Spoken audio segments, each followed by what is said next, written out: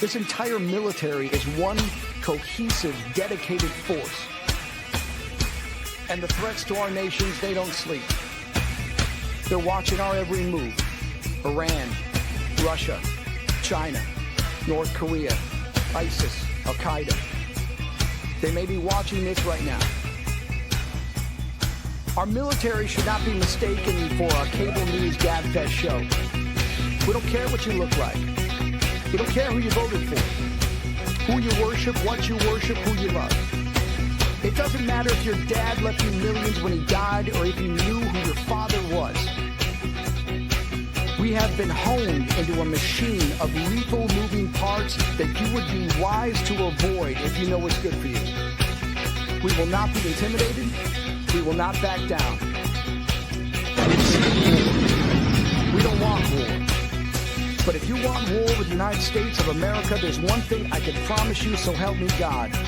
Someone else will raise your sons and daughters.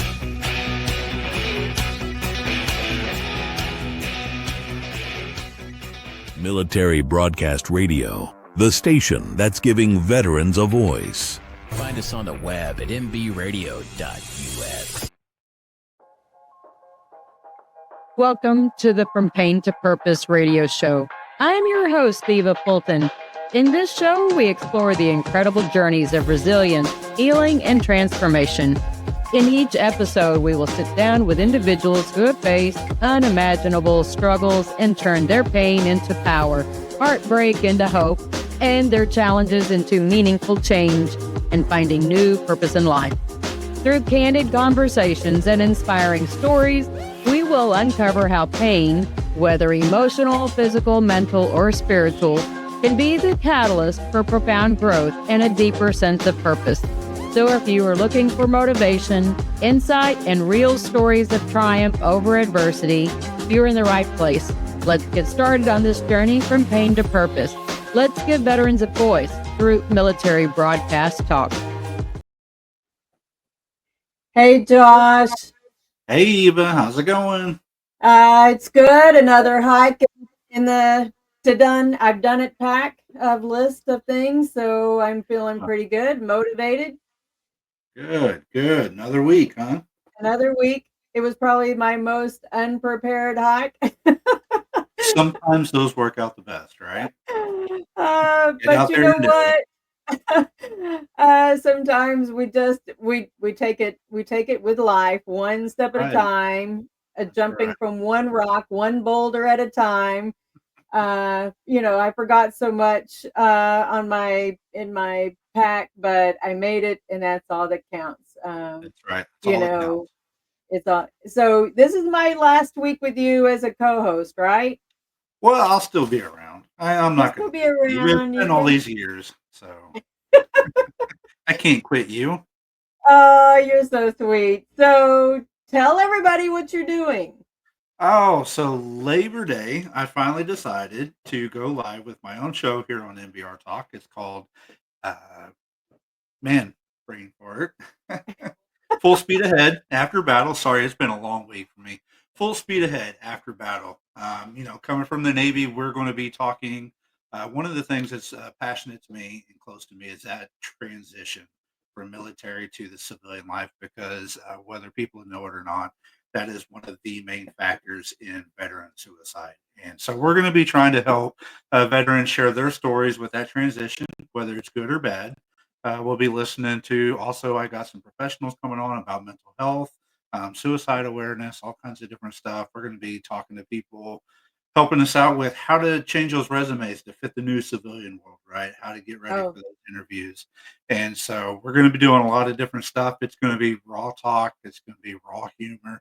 We're bringing that military humor to the show because, that's what gets us through a lot of those struggles in life. So premiering, Labor Day at 7 Central. It's going to be Full Speed Ahead After Battle here on MBR Talk.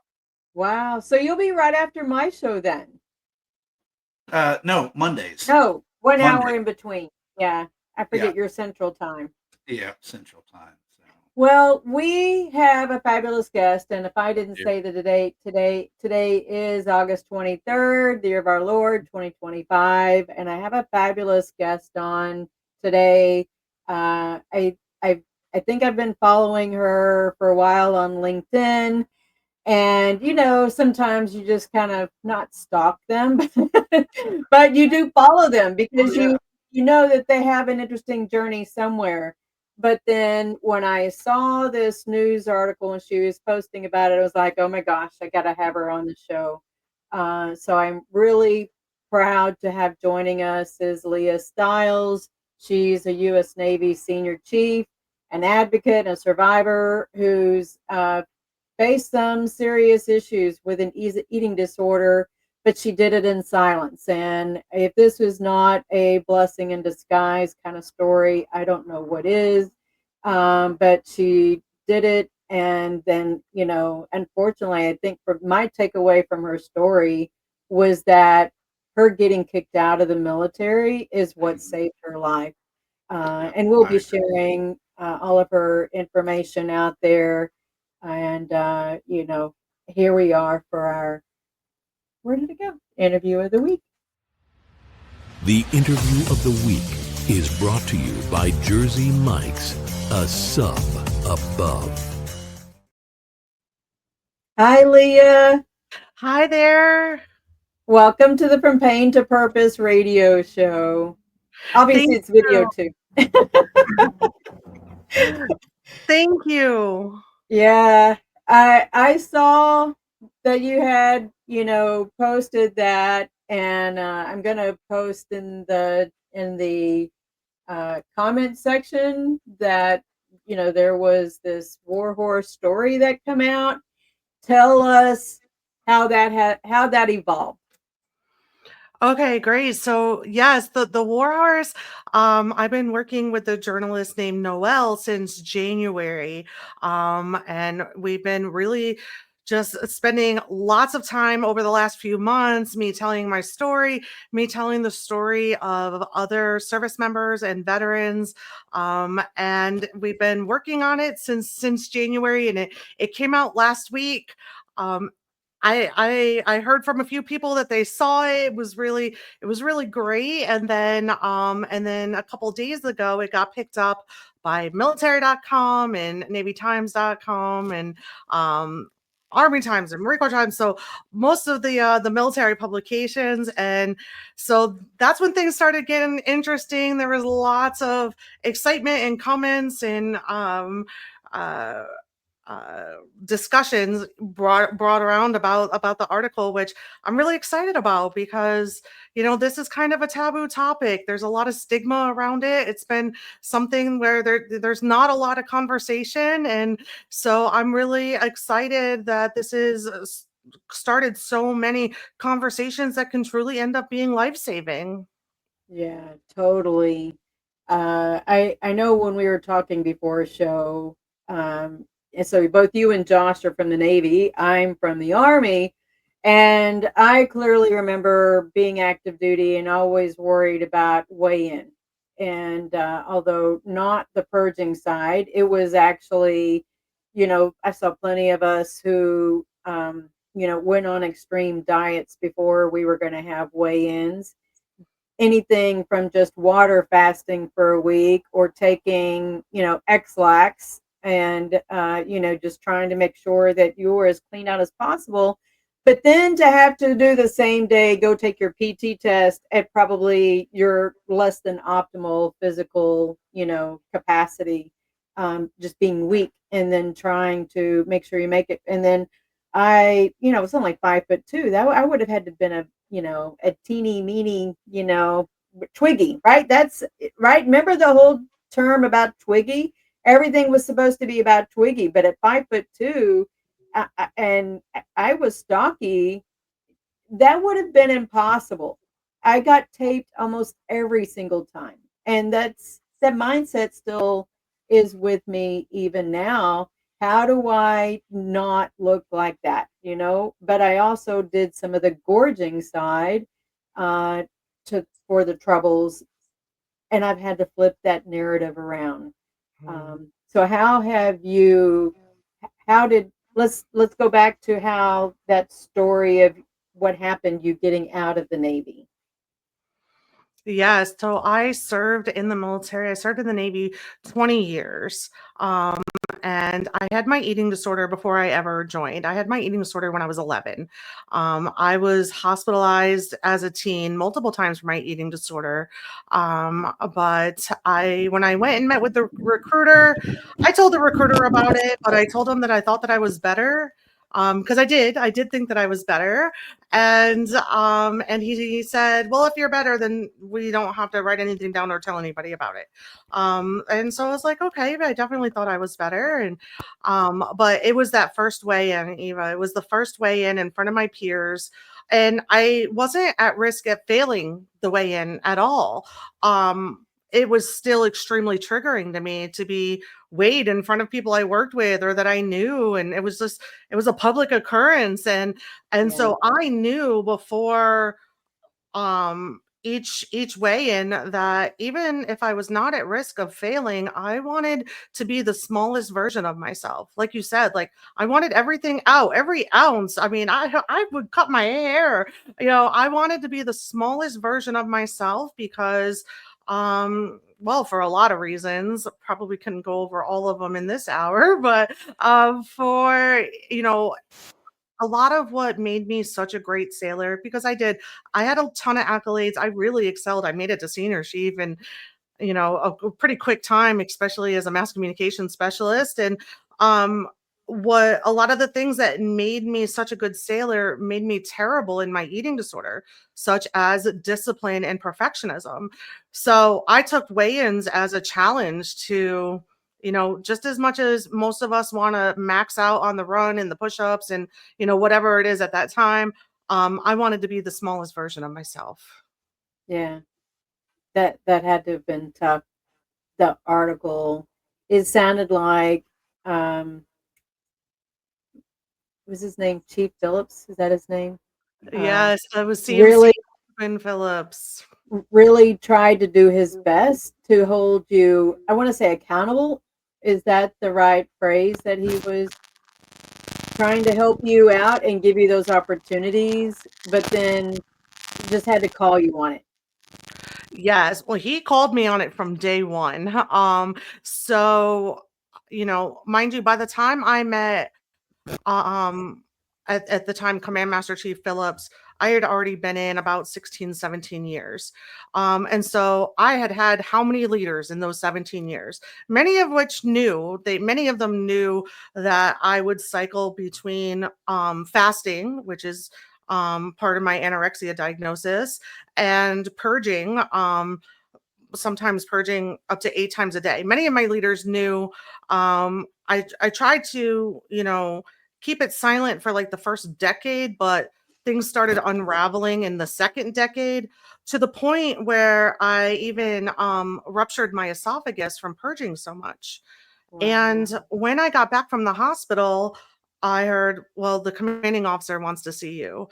And I thought to myself, if there's any leader that could or would help me in this situation, it would have been that commanding officer. I had worked for him 3 years in a row. Each of those 3 years, I was his Sailor of the Year. So he knew my work ethic. Right. And then, and then I made chief, and, I was a senior enlisted leader at that command. And so when I heard the commanding officer wanted to talk to me, I, knocked on his door and went to go enter his office and sit on the couch like I did every single morning. And instead, he stood me at attention and told me, there's no place in my Navy for you. Wow. And then he began trying to process me out. He saw it as a discipline issue. He didn't know what he didn't know. But Right. when I got orders to my dream aircraft carrier, I wanted orders to the bush so bad. And when I got orders to the bush, they flagged my orders because I had ruptured my esophagus and that was in the orders. So they flagged my orders and they declined me to come to the ship. And I was just determined. I was like, there's no way. Like, these are my dream orders. I requested a meeting with the triad to reverse the med hold. And that was the day that I met Command Master Chief Phillips. And he was a former corpsman, so he had the medical experience, but he also had a loved one who had an eating disorder. So he knew how many liters I had been through. He knew, how much I had minimized this in my life. And he knew how dangerous it was. So that very day, that I came to the ship and he accepted my orders was the day that he gave the rules. There's no purging on my ship. I will be checking your labs every 2 weeks. I will be eating meals with you. We will be checking in. And I said, absolutely, because I wanted orders so bad. And I also truly believed that I could do that. I truly believed that I could meet the criteria that he set for me, which I did until it was time for deployment, and couldn't last any longer then. Why do you think that you couldn't last, though? I mean, was it just being on the ship, or was it the space? No, no, it was a series of crazy unfortunate events around that same time. So for me and my eating disorder, in order to not purge, my my answer to that would be don't eat. Don't eat on Right. the ship. So while that's fine day to day when the ship is pierside, when we started doing workups, now I'm going out to sea and trying not to purge, so I'm not eating. And so I started, things when we were on workups was when I started purging on the ship again. Um and because there was just no place else for me to do it, and I was absolutely addicted to it, right? And then I had to eat. There was no option. That was the only place. So it kind of Right. started then, but it was also a time where a time period for 18 months of my life I went to 8 suicide memorials, right around that Wow. that that that time period of those orders. My next door neighbor was a command master chief. He was my mentor. He was family. We did our family together. He wrote the Navy's policy on suicide prevention, and I discovered him hanging in the shed that night.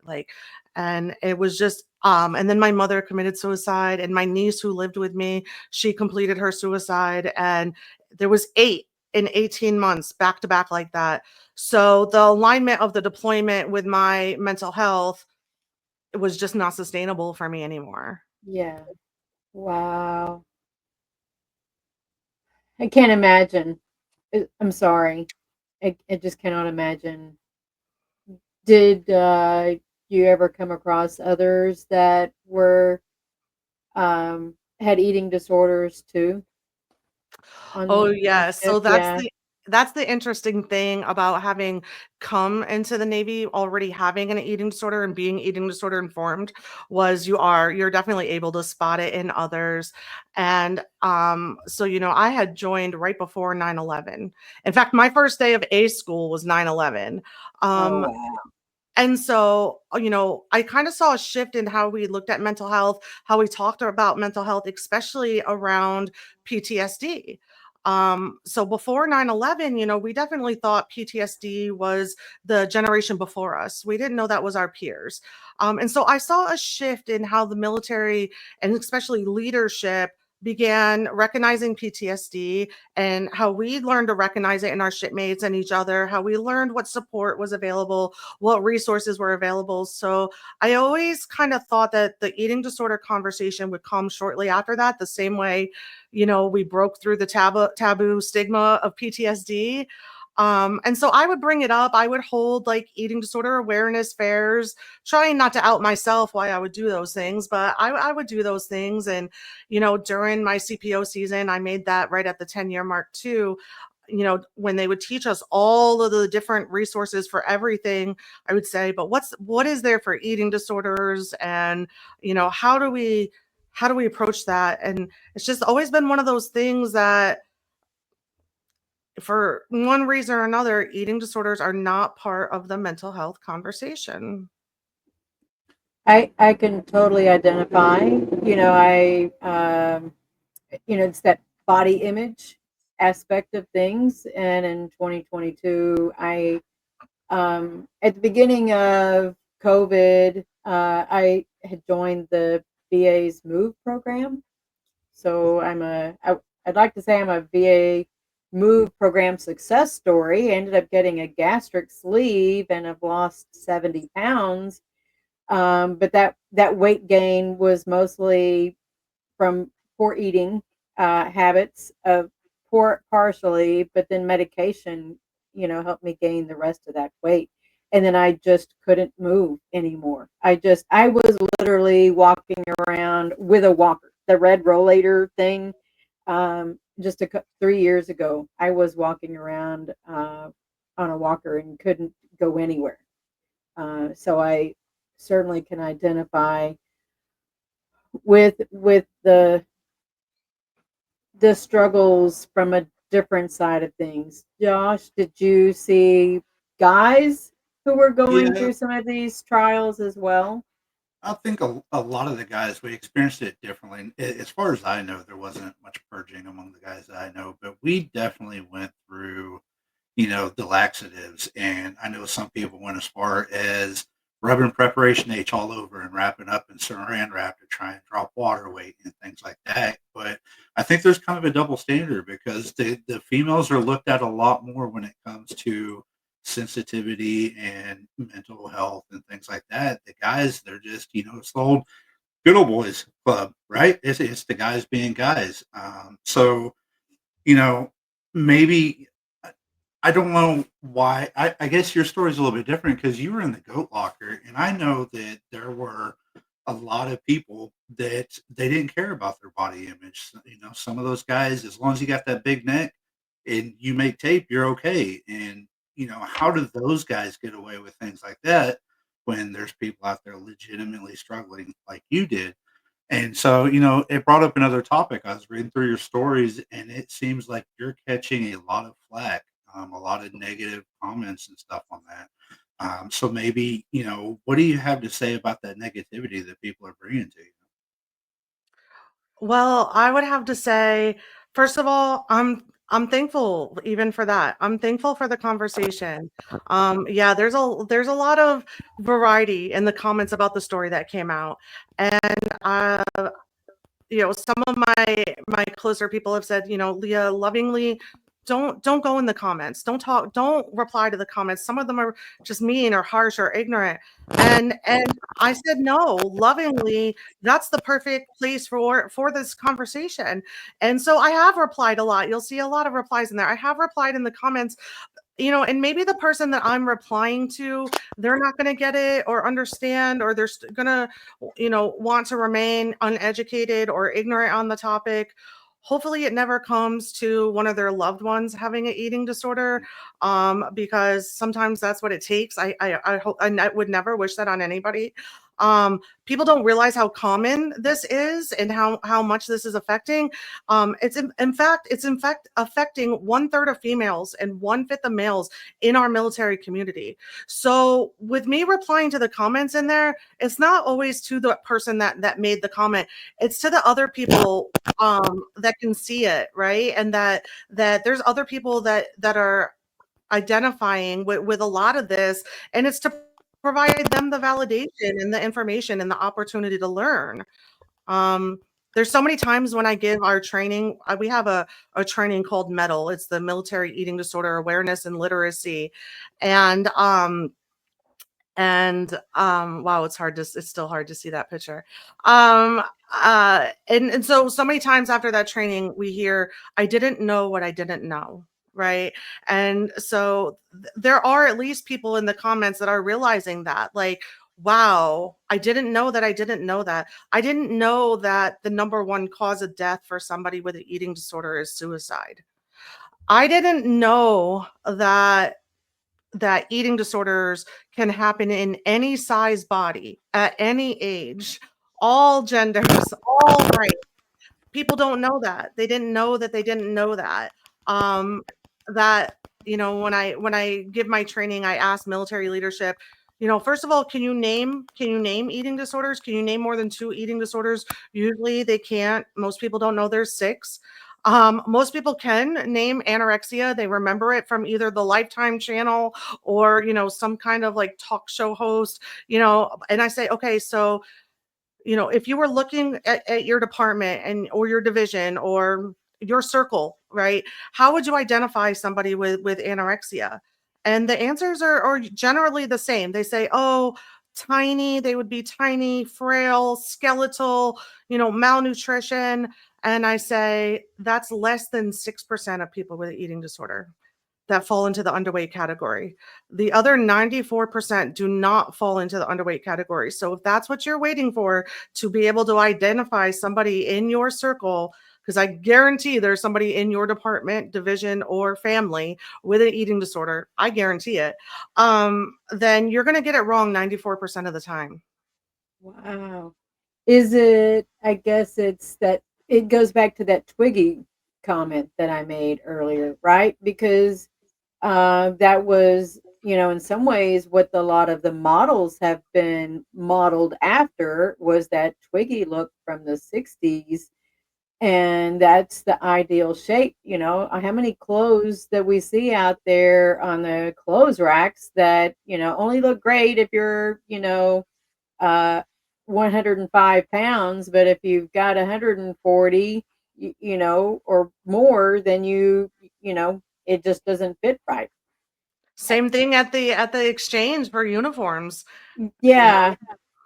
And I think the hardest was when we have kids in the service and the uniforms just do nothing for the figure. Even the maternity ones, they do nothing. I mean, it just they're not flattering at all. I mean, I get it, they're not supposed to be flattering, but they don't help us, and our body shapes are different than the guys in the first place, even in the BDUs. That we're just built different. Just built Yeah. different. Yeah, we're So seeing a lot of maternity things in the post where people are saying, coming back from having a baby. And yeah. I'm in a lot of like the different leadership Facebook groups and the enlisted female Facebook groups. And a couple times a week, we're seeing, young women searching for advice on how to shrink their bodies, post having a baby. And the advice that's given by well-meaning leaders, well-meaning shipmates, is the same advice that I saw, 20, 22 years ago. The cabbage soup diet, the apple diet, the watermelon diet, limit your calories to this, get your exercise to breastfeeding women, to postpartum breastfeeding women. This is Yeah. not the advice to be given. Like No. what we have normalized over the years that has just been normalized to shrink our bodies is not okay. It's disordered and it's unhealthy. And so there's so much conversation on this fit not fat, talk right now. And people are so afraid of the word fat or being fat or looking fat, or that we think the opposite of fat is fit. And that's not true at all. The opposite of fat is not fit. And in fact, if you're doing crazy things to shrink your body, and your brain is now in what we call low energy availability status, which it's not hard to get into LEA. It's not hard to get into low energy availability. So if you are on one of I those gotta look that up. Hold on. I gotta okay, look that up. What is that? Low energy. availability. Mm-hmm. And so this is a state of the body where, if you're on a fad diet or you're restricting calories or you're restricting a certain food group or you're limiting water intake, as you said, the water diet, there's a lot of things that happens to the body. So your brain, your decision-making skills, your response time, your response to injury, a lot of these things become a factor. Yeah, exactly. And reds is really important to look at as well in athletes. So yeah, if you're doing these things, to shrink your body and you end up in a state of low energy availability, none of that equals fitness. Look at that right there. Deliberate. Deliberate restriction of calories, skipping meals, or other unhealthy eating patterns. I got referred to the dietitian I don't know how many times.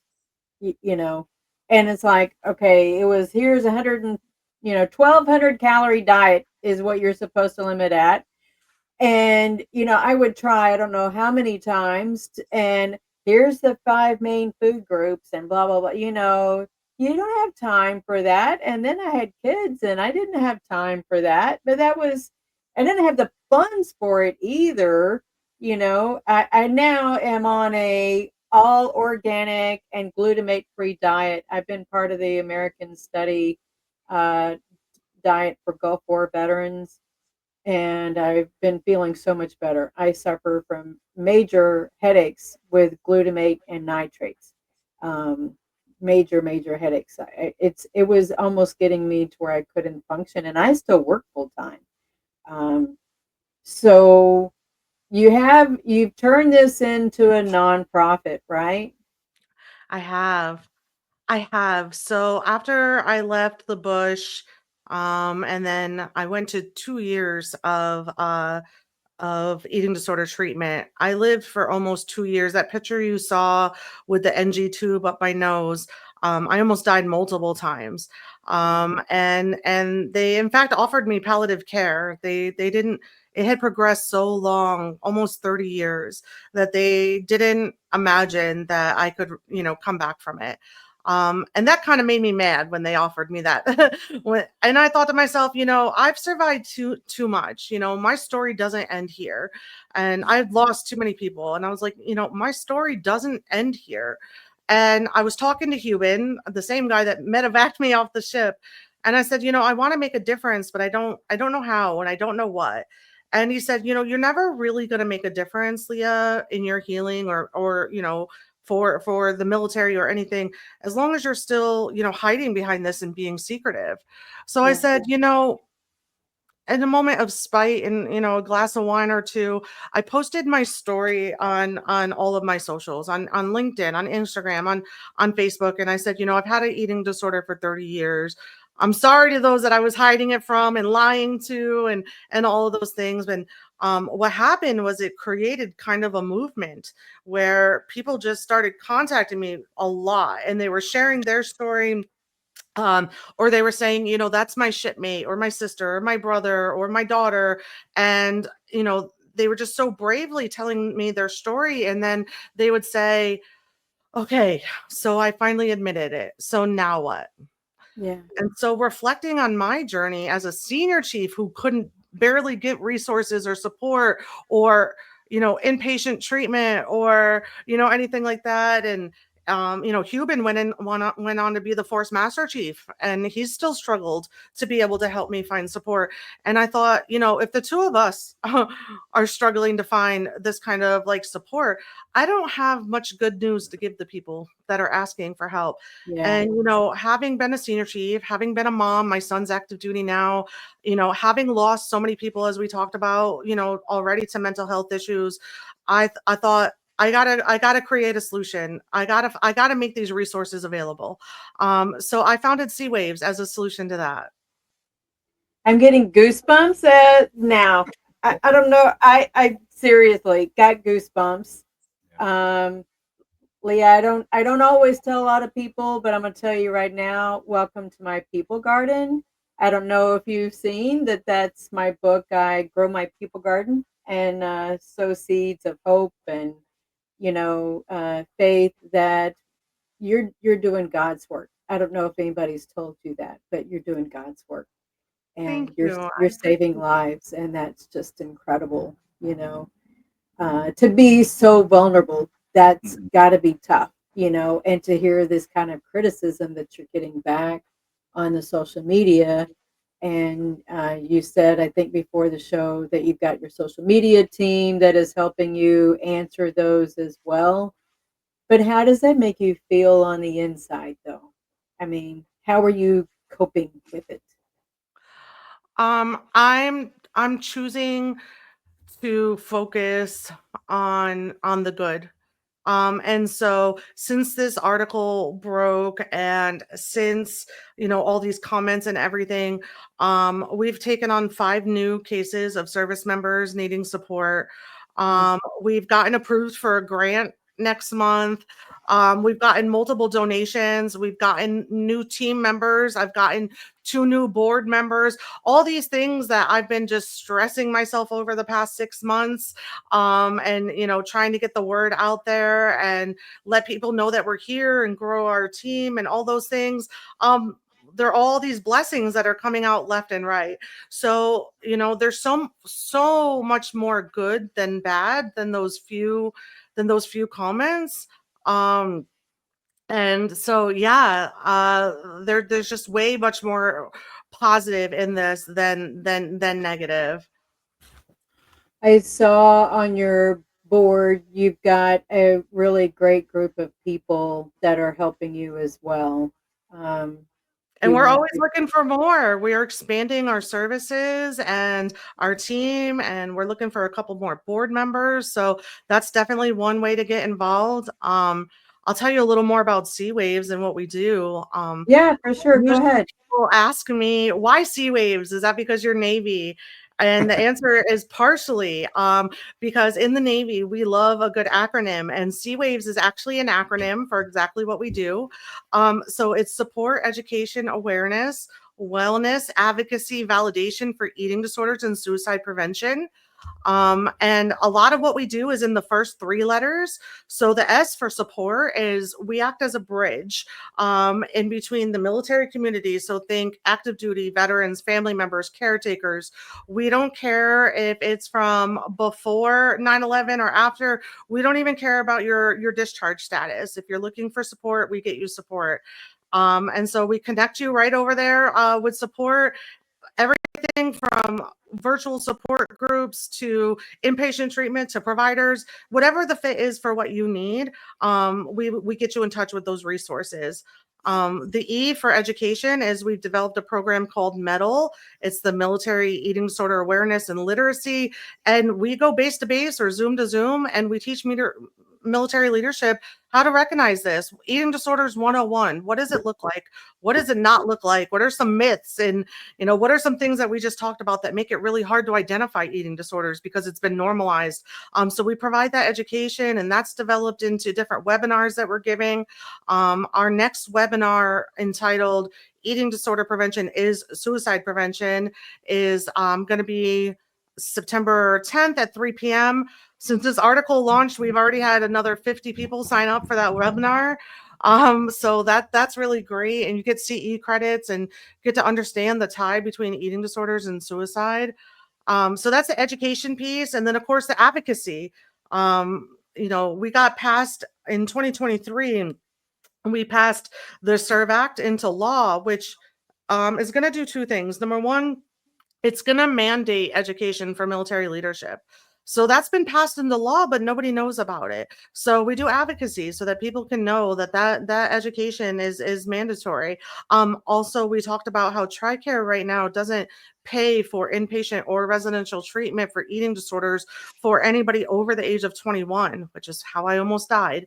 And so that too got passed into law to change that age to 55, yet it hasn't been implemented by the Department of Defense. So advocacy is a big part of what we do to make sure that that the laws and the resources are available to our military community. Wow. I'm just it boggles my mind. Has the VA been helpful at all through this or no? There are some that are trying. There are a couple different VAs that have stood up eating disorder programs, which is great. And there are more that want to. And so that's another thing I do is I train some of the dietitians at the VAs, or I train some of the behavioral health clinicians, because the sad part is that most providers do not receive more than 15 minutes of formal education about eating disorders, and military leadership they receive zero. Right? And so that's why we kind That's of crazy. give this education to solve that piece as well. But there are multiple different VAs that have gotten pretty active, and there are other ones that want to. So I work hard to try to connect everybody for, here's the places that have done it, and here's the places that want to do it, and connect each other on how to get it going. So have you connected with a lot of the Facebook groups? I mean, because I know I manage several female veteran Facebook groups, and probably need to share the information more in those groups. And you and I are definitely going to need to talk offline. I'm working on my PhD in public administration, Awesome. and I'm studying the unfulfilled needs of female combat veterans. Got it. So the first of its kind in the public administration arena side of things. So definitely want to make sure that, when we stay in touch, and I'm want to maybe even offer I could be one of your board members or an advisor of sorts if you wanted as well, or in whatever works. What is your take, Josh, on how can we also help advocate this plight with the guy population as well? Well, I think, let me touch on the leadership aspect of where she's coming from a little bit. Just statistically speaking, to get to a senior chief in the Navy, it's difficult, right? And to be a female senior chief, it's even more difficult, especially given what, Leah's gone through. So I think it lends credibility to the topic that she's now standing up, or, Leah, that you're now standing up and making this a visible topic. Because, you said when you were in, everybody talked about PTSD and mental health awareness. Well, the 8 years I was in, all the talks we had were on DUIs. Don't do it, right? We didn't talk PTSD, and until recently, that wasn't a topic that I discussed much either. And so I think, just what we're doing now, getting out here and talking about this and being a leader that's willing to stand up and say something now, I think is what needs to be done. So with these stories coming out, people talking about it more and more, getting other military leadership involved in having that same discussion, not just with the people, getting out and experiencing it, but, what do you say to those leaders that are currently in and come across a similar situation, that you experienced? What would you tell them the actions that they need to start taking now before it's too late? Oh, that's a good question. I love that question. Number one is, and this is a sticky topic sometimes, but Mhm. I truly believe in intrusive leadership. Ask a few more questions, talk a little bit more, because there were different leaders along the way.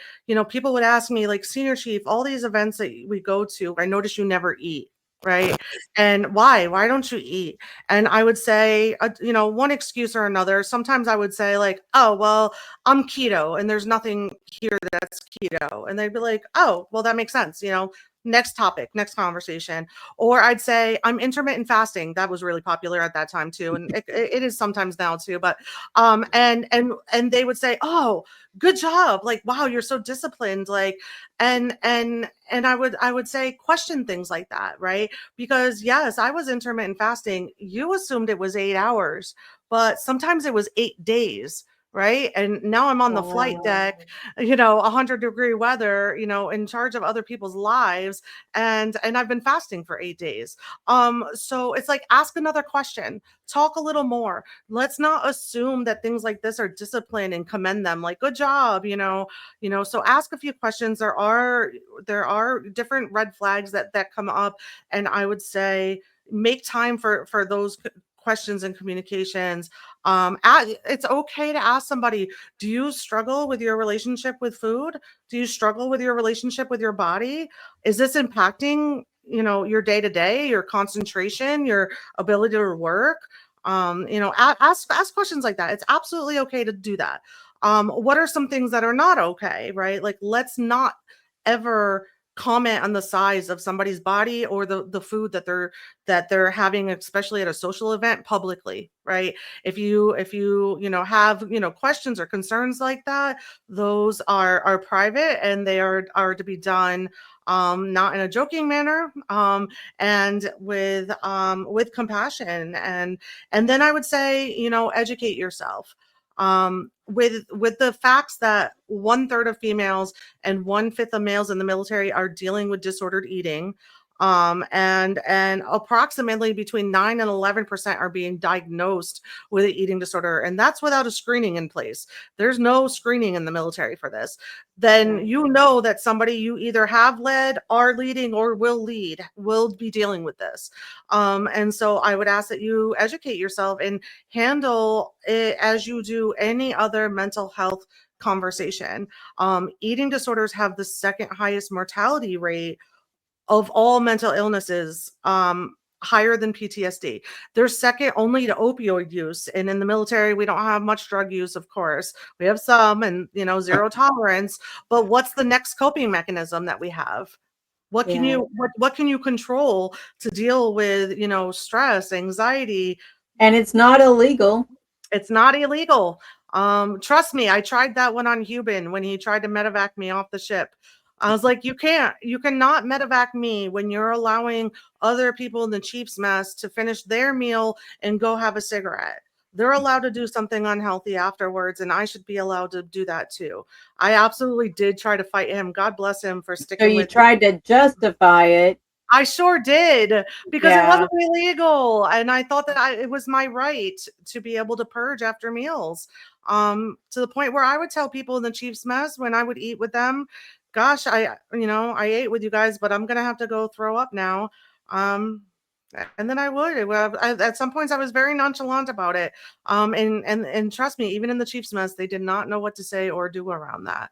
But I would Yeah. say let's normalize these conversations. Have the conversations.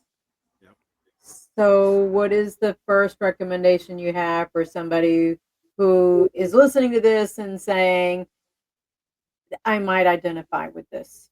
Yes, number one, I want to share that because I did see, Josh, thank you for sharing a couple of the crisis lines. Unfortunately, the ones you showed, they are not ED informed. And so for a crisis text line is ED informed. Which means that they all of their call centers, they all have learned about eating disorders and their tie to suicide. And so I would say if you are finding yourself struggling with any part of that, you don't need to be in a crisis to text crisis text line. So we text WAVES, WAVES, to 741-741. That's the C Waves code. And it is virtual, it is free, and it is confidential. So it does not get back to your command, your medical record, anything like that. So that's Can we immediate put that? help and support. Can you put that in the chat? Can you Yes. see the comments, or put it in the private chat and we'll put it in the comments? Yes, will do. So that's number one. That's immediate help, right? And then I would say the C Waves resource page is the next great place to go to. It shows some of our vetted partners and organizations, places that are already ED informed, and um shows a bunch of free virtual support groups. And then it also shows how to get in touch with us to get connected to any further support and resources. So that's going to be a great one. And then follow along on our socials. Sea Waves Inc. Is another great place. We share lots of great information, tips on how to have these conversations, and where to find more education and support. So, I think there's a lot to digest from all of this, and I hate sounding like that, knowing the topic, but it really is true, right? There's a lot for folks to be able to comprehend, but what if there's a loved one who has, maybe it's not me, but I have a loved one who I know has the problem. How do you help?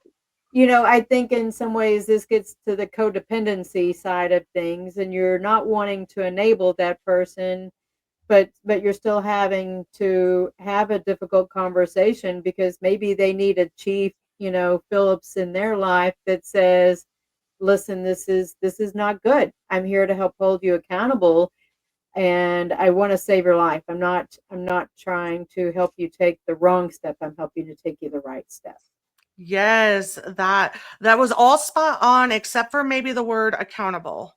That's the Okay. accountable could be a little hard. Let's say Okay. like I want to go on this journey with you. I want to support your journey. You deserve more. You deserve a quality of life. You deserve support. And I want you to have that. And then the great question in any mental health conversation would be, how can I best support you right now? Yeah. And that's tough, because that person also has to be willing to receive it. Yeah.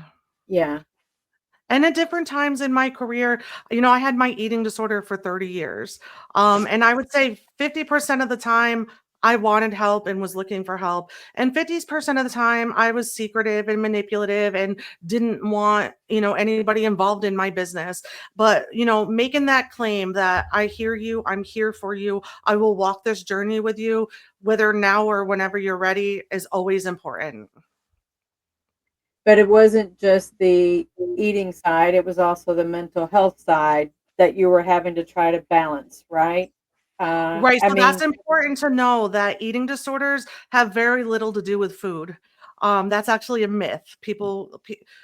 Eating disorders are mental health, like PTSD, depression, anxiety, all of those things. They right. just the symptoms come through food, right? And so that can come in so many of a variety of ways. Like you talked about, some people, binge on food or gorge on food. Usually more than 90% of the time, a gorge or a binge comes after a period of some type of restriction. So you didn't allow yourself something or type of food or a type of like that's usually a response to some kind of restriction. So Some those types or of some things. kind of major stress. That was normally Mhm. when that cake was really good. Yeah, and That so was my, I would probably gorge on the sweets, and now I'm choosing fruits or yogurt, and I'm having to make better choices. And it's still a struggle in a way that there's that part that says I miss those things, and trying to balance and say, no, I'm making better choices now. yeah, yeah. And I think knowing what's healthy for you, that's a journey that people come to differently. And, sometimes what's healthy for you is going to be different than what's healthy for somebody else. Just like with how eating disorders manifest. For me, at different times it was purging. A lot of times it was exercise, over exercise. People would commend me all the time for running a half marathon, and oh, senior chief, you just go on a random Wednesday and go run 13.1 miles. You're so dedicated. And finally one day I just turned to somebody and said, you think I'm running because I'm dedicated? I'm running because the Chiefs mess just had pizza and I had a slice and I feel guilty. And so Yeah. that was my like punishment for that, right? Like it wasn't discipline. And so that comes back to those leadership conversations too, is be careful what we commend. And I know you've been through, a major weight loss. And so a lot of what we do when we see that people have lost weight is we automatically say, congratulations or good job. But just as we wouldn't, comment on, somebody's hair loss after cancer treatment, right? Like we don't comment on people, the size of people's bodies, because you don't know what it took for them to get there, and you don't know if Right. that's a symptom of a disorder that they have, or or that it could trigger it. And so even when we have the most well-meaning compliments about people, like, oh my god, you look great, you've lost weight, um even the most,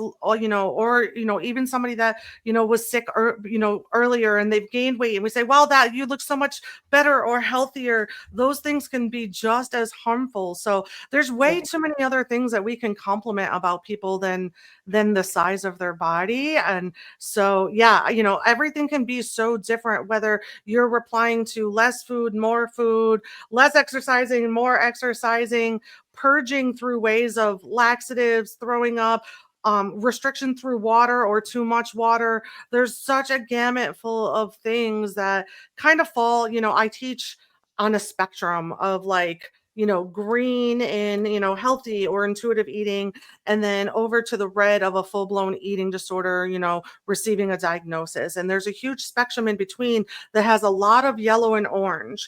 And in that Mhm. yellow and orange is where most of us actually live, with lots of disordered behaviors. But when they're not challenged or talked about or limited, it can go to the dangerous side, and back and forth, right? It's a complete spectrum. And so just being able to recognize it, and know when we're in the, what color zone. Well, I know that your future is looking bright. You are going to be a speaker at the Military Influencer Conference coming up next month. That's a big deal.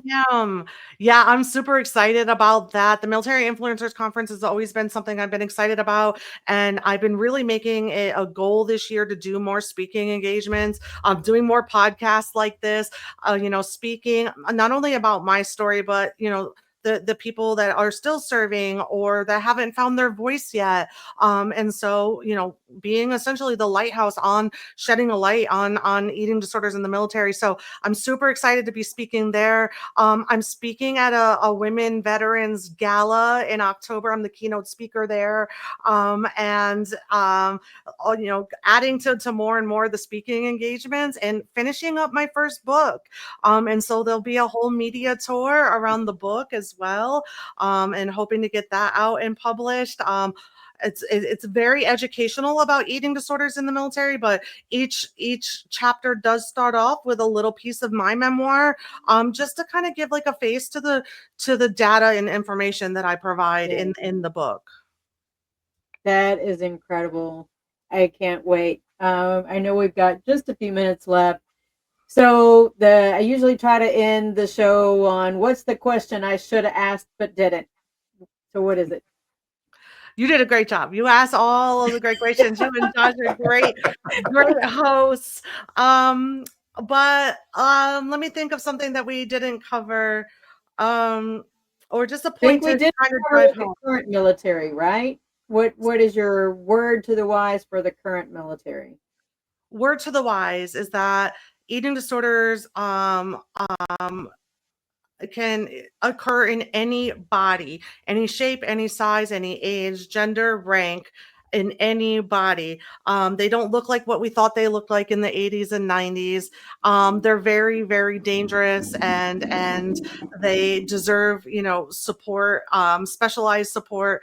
We wouldn't go to an orthodontist to have your tooth pulled. So, we really need to make sure that we are supporting each other. These resources and the support is difficult to access, which is why C-Waves is here. We want to let you know that we can get you to them. Like, we have unlocked that code, and there's always education available, and just educate yourself. You don't know the life that you're going to be able to save, or how much your words matter. So I would definitely say, treat everybody with kindness. You don't know the journey that they're on. And, we always say, I say with C-Waves, we have two sayings, the same saying with two different punctuations. It's need a light, be a light, with a semicolon. So much of this, like pain to purpose. So I was in the dark. I almost died. But semicolon, my story doesn't end there. And then I went on to be the light for others, to, the lighthouse, to shine a light on this. And then we say it with a question mark. So need a light, question mark, be a light. And so that is, be the person you needed in that time when you were in the dark. Be that person. You needed a mother, be a mother to somebody. You needed a sister, you needed a brother, be that person to somebody, and you will be surprised how that lights your path. You would be surprised how that brings the purpose back for you. I think you've hit the nail on the head on all of that. Such a pain to purpose story. I'm serious. And I think that God's definitely given you your voice. Thank you for coming on Military Broadcast Radio. And feel free to come on my show anytime. You let me know when your book is ready to come out, and we'll have to swap books, okay? I sign, you sign. We'll exchange, okay? Yes, February is Eating Disorder Awareness Month. Let's put something on the calendar. Okay, I'm ready. Yeah. And you can jump from show to show to show. We'll be happy because we all have different audiences, Yeah. Oh, yeah. So thank you so much for coming on the show. I don't have a show next week, but because I'm taking Labor Day weekend off, and I'm probably going to go hiking again. But I have William Stevens coming on September 6th, and he does a lot of homeless veteran outreach, which is really one of my heart stories that I'm passionate about. So thank you, Leah, for joining us. And, please, people, reach out to C-Waves. And I hope y'all have a very blessed week. Thank you. And Thank- thank you for having me. Yeah, Thanks, you're welcome. Senior. Ladies and gentlemen, thank you for tuning in to Military Broadcast Radio. As we wrap up today's show, we want to remind you that the podcast of today's episode will be available right after we go off the air. So if you missed any part of the show or want to listen again, be sure to check it out. And remember, we're here to support and honor our veterans. Your stories and experiences matter, and we are committed to giving you a platform to share them. That's right. We're here to give our veterans a voice. So don't forget to catch the podcast and stay connected with us.